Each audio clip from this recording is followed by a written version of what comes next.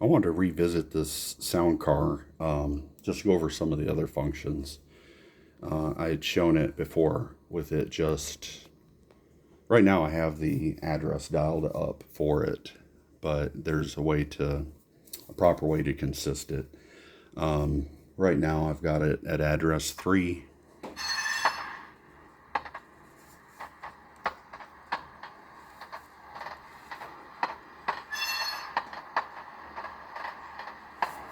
So you get a clickety clack and a flange squeal, and then if I hit the brakes,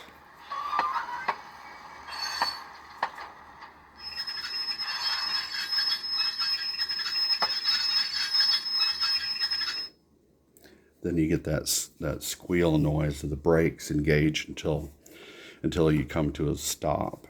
And then if I hit F11 again, is what engages the brakes, but it also releases them. Now I want to change a setting or two so you can see what else it can. Well, I do have, let's see. If you have a mechanical refrigerator car,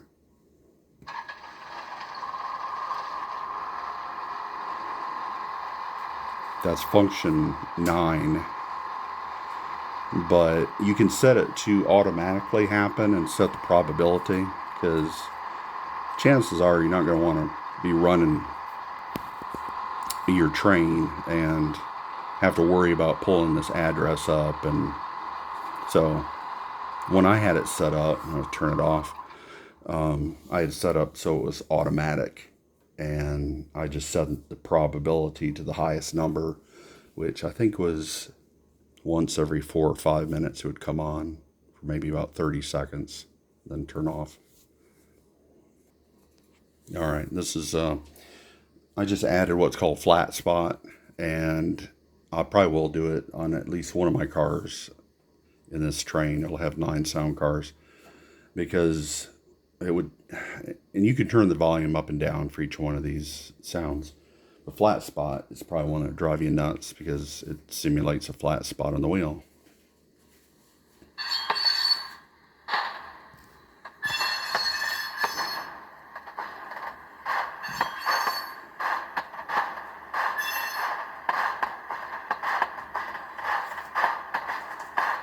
So it kind of sounds like a chuffing, but that's a flat spot. Let me bring up another one.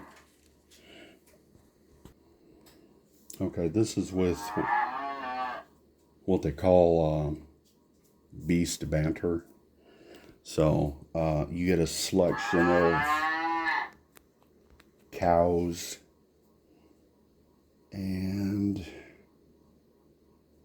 sheep. Those are the 2 different livestock you can get. So if you had a stock car, that's where it would be appropriate. And if I move the throttle up and down, I'm getting pretty aggressive. I'm turning all the way up and then all the way down and all the way up and all the way down.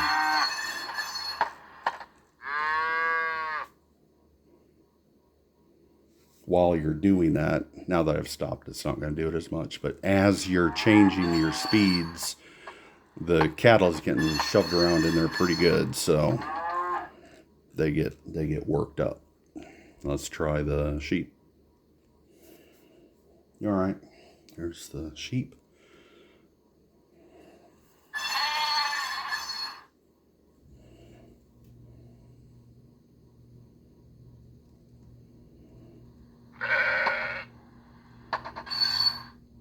So everything's on default now, so you can set the probability of how often. The volume, the probability, and livestock select. So there's your different sounds there, and then I'm going to turn that off and come back in. Okay, so now we're back. Now I've got the decoder back to what I'd have it set at. So they're basically set up so you can do, I'm just reading from the sheet, you've got a cab car with generator, passenger car with generator, freight car with flat spot, mechanical refrigerator car with flat spot, stock car and caboose. Caboose has a horn or whistle, and it does sound different. I'll fire up my caboose here in just a second to show you, because I've got sound in it. So there's many different applications for this decoder. So it may seem weird, but if normally you don't have to dial up the address. What you do is just, and I'll go through it really quick here in a second. But I've got the address of 03 dialed up because that's the way they come from the factory. So if I press 1, you get a bell. The 2 is your horn. I mean, it does everything that the regular Tsunami does, up through, I'll have to back up a page. That's long horn, short horn.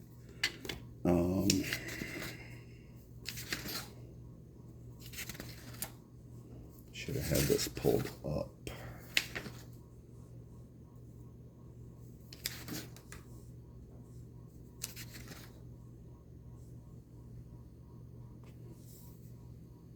Okay, so function 0 would be headlight on and off, and it acts the same way as a locomotive would. So pressing F0, it does have 2 outputs. So when you change direction, it would change the headlight. So if you put this, say, in a dummy locomotive, you could control it that way. Or you can just map it to something else, and then you can control those 2 lights separately. 1 is the bell, 2 is the air horn, whistle, 3 is short air horn, whistle, 4 is spook the livestock. So I guess you can turn that on and off. I changed a programming value to do that. Function 5 and 6 are outputs that you can use. Now on the caboose, I've got a Fred in each end of the caboose, and so one output is reserved for one end of the caboose, and the other output is reserved for the opposite end, and they're both set up for a flashing. And you can change the flash types. You can change the speed of which it flashes and how much hold over time there is. So much stuff these things do. On the headlights output, F7 is a dimmer, just like on a locomotive. F8 mutes it.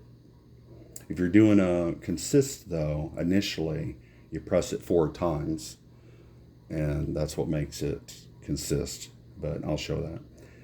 You heard the generator, that's F9 if you want to control it that way. F10, let's see, is coupling Glad-hand release.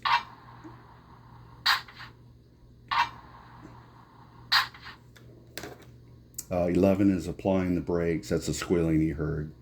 And then 12 is coupler clank.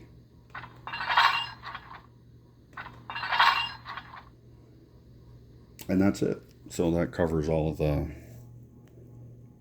functions there. So to put this into a consist, I'll go ahead and do that real fast. I know I showed it in another video, but I'll do it here. So originally the address was 3, and it doesn't matter what address locomotive you're running, because we're going to do it the way you would normally use the car. So I just pulled up an engine number 1, 2, 3, 4, which is not on my layout. That's just, we're just using that for now because I don't want sound competing with the car. So whenever you're ready, now mine is mounted off to the side. Typically you mount them on the roof and just run a magnet across there. And there's a reed switch. That's the releasing of the brake. And then you have 60 seconds to press F8 4 times.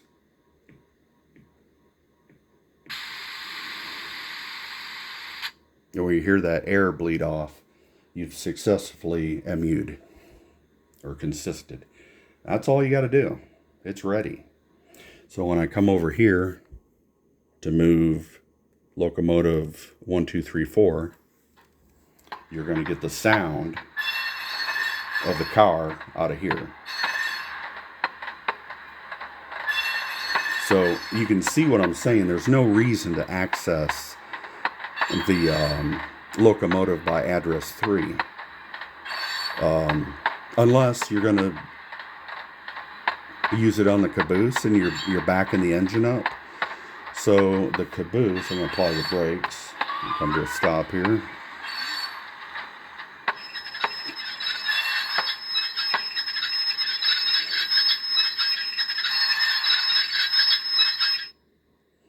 All right, and then release the brakes. And then when I'm done using it, I want to remove it from the consist. So I just pushed it back on a siding or whatever. Then you just, with the magnet again. What you're hearing is what the brake wheel would be sounding like as it's tightened. Now it's removed from the consist. And finally, I got the caboose. It's got the same sound decoder in it. I always like to put the current keeper in there as well. And you don't even have to solder it. It just plugs right in. It's got, I think it's got either 5 or 6 capacitors. I always paint them just so you can't see it through the window. So I've got my light on the end. And yes, it looks, I don't know if I can change that. Let's see if I can bring that down a little bit. Yeah, it's dimmer than what you're seeing on the video. The video's trying to make up for the darkness or whatever, but because I know that those lights are not supposed to be very bright, and I did get one of the tangents, and they were just too dim. So now normally they both wouldn't be on, but I've got the address pulled up, and like I said, function 5 and 6 control the lights outputs. So if I can turn off one of those, and okay, so 6 is this end of the caboose. And what's nice about that with the current keeper and all, that's going to go for a while. And if it does the clickety clack and all that the same way. I'll put it back on here a second. Got the semi-scale tangent wheels on it. They seem to do good. I didn't even know what I had on there till recently.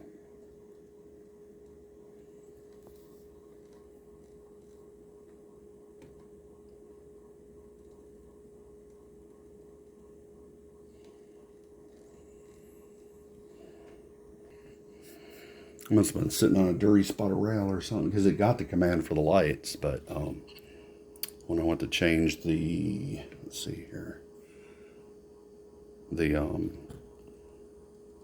throttle, it wasn't picking it up.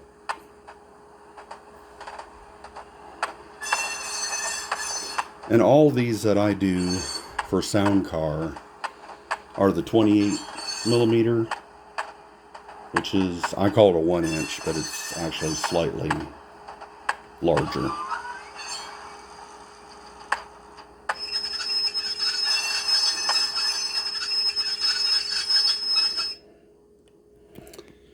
So you can use it with any DCC system.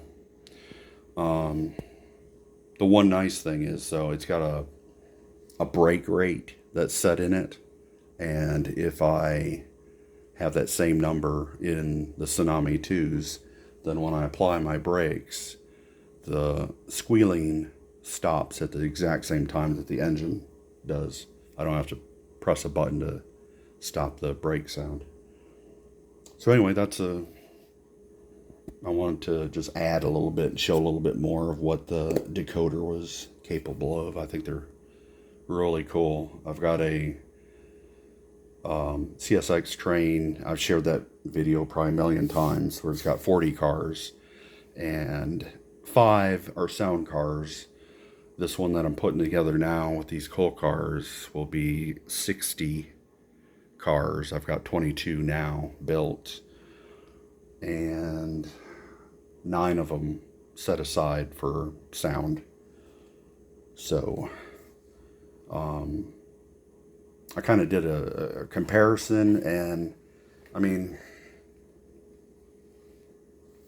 every 8 cars seemed, I don't know if it's too far away from each other, but I just wanted to tighten it up a little bit and do every like 6th car, and then that'll work perfect. Every 6th car will be a sound car, and then the caboose has its own sound, and then the engine has its own sound, and it's got you can toggle the brake on the engine to go from independent, change it over to train brake, and that way when the train brakes, you just hear air dump from the engines, and you hear the squealing come from the sound cars, the way it would prototypically sound. And then it doesn't matter where you put the throttle, turn it all the way down or up or whatever, it's going to slowly bring itself to a stop. So I like to just spin mine all the way down to 0, and it'll slowly come to a stop.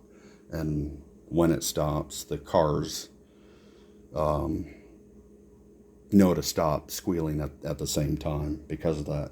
If you use any other DCC decoder, sound decoder in your locomotives, then all you have to do is just release F11 and it'll stop the brake squealing sound.